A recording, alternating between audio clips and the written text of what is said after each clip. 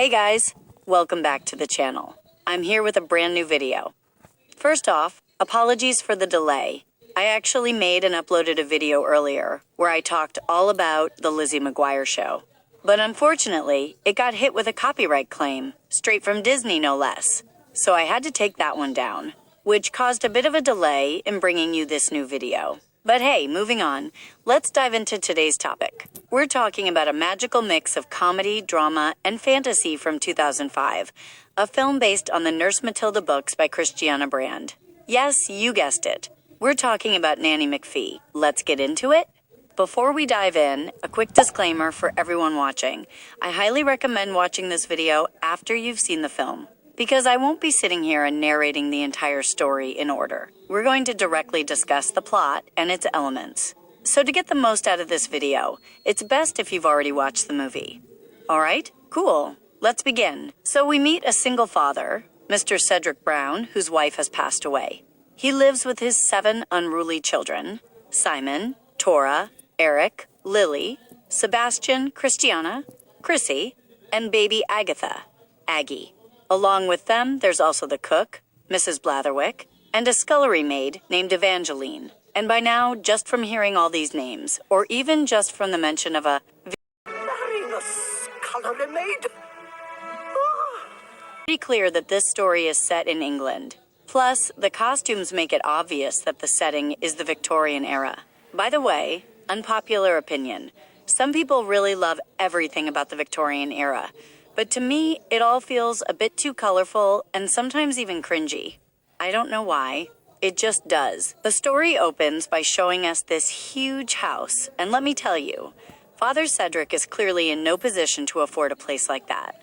It's actually Cedric's late wife's domineering and short-sighted aunt, Lady Adelaide Stitch, who financially supports them. But still, can you believe it? Giving someone that much money just so they can live in such a house back in those times? No matter the era, being rich really is a matter of luck, isn't it? I mean, if she can give that much to her late sister's husband and their children, just imagine how much money she must have for herself. Moving forward, Cedric reveals that his children have driven away the past 17 nannies, and now even the nanny's distinction, the place from where he apparently used to rent nannies for his little monsters, has run out of options. By the way, this nanny's distinction, was it actually a real thing back in the old days, or is it just something they made up for the film? So I looked it up, and here's what I found. Then, slowly, from the whispering wind at the door, he begins to hear a voice saying, "You need Nanny McPhee." And just like that, she appears all on her own, on a dark and stormy night, almost like a witch. Oh, and yes, remember her ugly face because it's going to be really important later on. Keep an eye on how all of that gradually disappears. One more thing, Nanny McPhee introduces herself as someone who has come from the government. And if you've seen the second part of the film, she says the same thing there too, that she's from the government. Then she gives her first introduction in the kitchen, teaches them a lesson, quite effectively, using her magical cane. And did you notice how in almost every scene, the eldest girl is the one holding the baby? You know, it's kind of also a symbol, showing how after the mother's passing, the eldest daughter often ends up taking on all the responsibilities. Then for a few days, things go on like this. The children try to trouble Nanny McPhee, but of course, they fail miserably. Because obviously, Nanny McPhee has her magic, right? And just like that, she manages to teach them 2 lessons already. Sleep when told, and get up when told. In the midst of all this, enters the same short-sighted aunt, Lady Adelaide Stitch, who demands custody of one of the children, believing that Cedric can't handle them on his own, which, to be fair, is kind of true.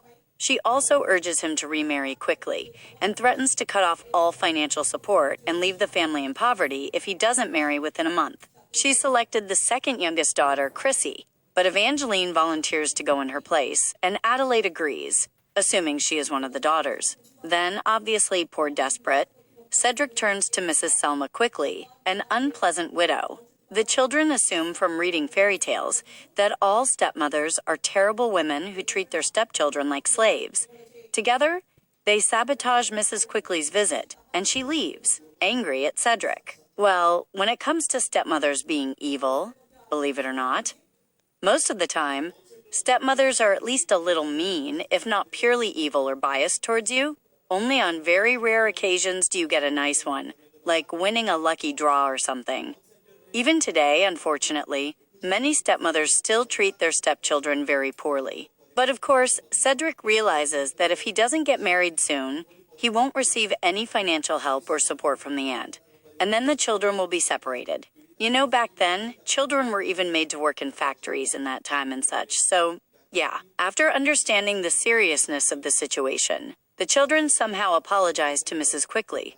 And when she hears about Adelaide's wealth and social status, she becomes intrigued, makes up with Cedric, and agrees to marry him. However, at the garish wedding, Mrs. Quickly begins to show her true colors as a potential wicked stepmother as the children originally predicted. She steals and breaks baby Aggie's beloved rattle, which was an heirloom inherited from their late mother. That reminds me, hey, remembers the red chair, which is also quite symbolic. It represents Cedric's late wife, as he's often seen talking to her through that empty chair. Real quick, what's up with those yellow and pink sheep? I mean, why? Why would anyone color their naturally cute white wool? By the way, just so you know, I don't like either of them. Similarly, the children also don't want this wedding to happen. By now, they've grown to really respect Nanny McPhee. And they even ask her for help. Then the kids start a full-on cake fight. Oh, and how could I forget? By the time of the wedding, Evangeline has already returned, all dressed up and well-groomed for the occasion alongside the aunt, of course. And then it's actually the children who suggest, why not have their father marry Evangeline instead? At first, of course, both of them hesitate a little.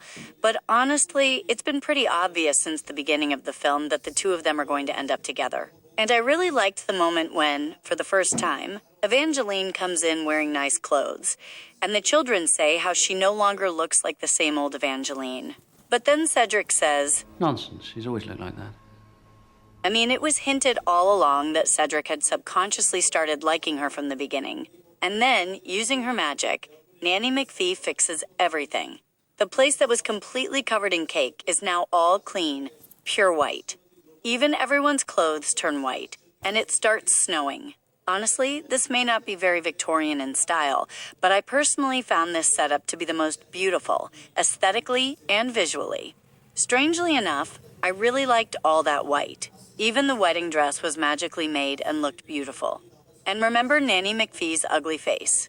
By the end of the film, her facial defects magically disappear. Just look at her during the aisle scene. How beautiful she looks. In the end, even the baby gets back what was lost, falling from the sky like a little blessing.